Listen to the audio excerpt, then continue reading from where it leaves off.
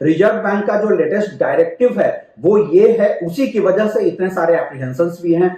Official information में सिर्फ ये कहा गया है कि 500 रुपए के जो नोट्स हैं वो अभी हम सिस्टम से कम कर रहे हैं, इसलिए ये र्यूमर सच तो नहीं है।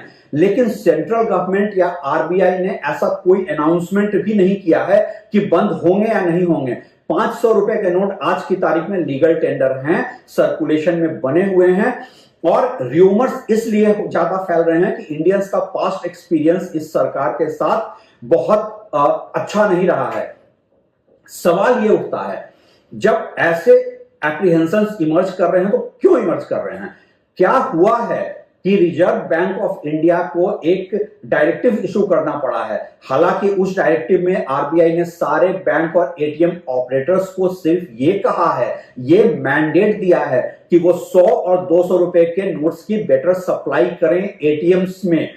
इसकी वजह ये बताई गई है कि बहुत सारे कस्टमर कंप्लेंट्स आते थे कि एटीएम्स में सिर्फ और सिर्फ 500 रुपए के नोट्स ही मिलते हैं और छोटे नोट की जरूरत पड़ती है तो बहुत ज्यादा डिफिकल्टी होती है।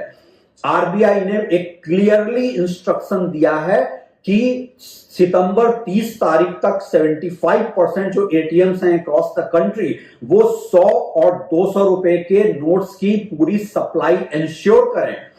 प्राइमरी ऑब्जेक्टिव यहां पे कस्टमर सेंट्रिक बताया गया है कि छोटे जो नोट्स हैं उनकी अवेलेबिलिटी मार्केट की जरूरत थी, इसीलिए हम ये ट्रांजैक्शंस लोगों के लिए सुविधा के अनुसार जनरल पब्लिक के लिए कर रहे हैं।